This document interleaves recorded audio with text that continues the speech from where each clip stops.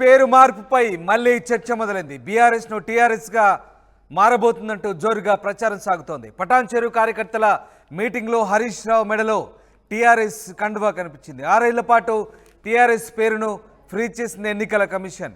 ఎన్నికల కమిషన్ అంగీకరిస్తే టీఆర్ఎస్ గా మారబోతోంది బీఆర్ఎస్. రాబోయే ప్లీనరీ సమావేశంలో పార్టీ పేరుపై తీర్మానం చేసే అవకాశం కనిపిస్తోంది. మొత్తం మీద బీఆర్ఎస్ ను మళ్ళీ టీఆర్ఎస్ గా మార్చుతారంటే అవునని వార్తలు వినిపిస్తున్నాయి. పటాన్ చెరువు కార్యకర్తల మీటింగ్లో హరీష్ రావు మెడలో టీఆర్ఎస్ కండువా కనిపించింది. ఇక బీఆర్ఎస్ను టీఆర్ఎస్గా మారబోతుందంటూ జోరుగా ప్రచారం సాగుతున్న నేపథ్యంలో పటాన్ చెరువు కార్యకర్తల మీటింగ్లో హరీష్ రావు మెడలో టీఆర్ఎస్ కండువా కనబడంతో కొత్త చర్చకు దారితీస్తోంది. అయితే 6 ఏళ్ల పాటు టీఆర్ఎస్ పేరును ఎన్నికల కమిషన్ ఫ్రీజ్ చేసింది. ఎన్నికల కమిషన్ కనుక అంగీకరిస్తే టీఆర్ఎస్గా మారబోతోంది బీఆర్ఎస్.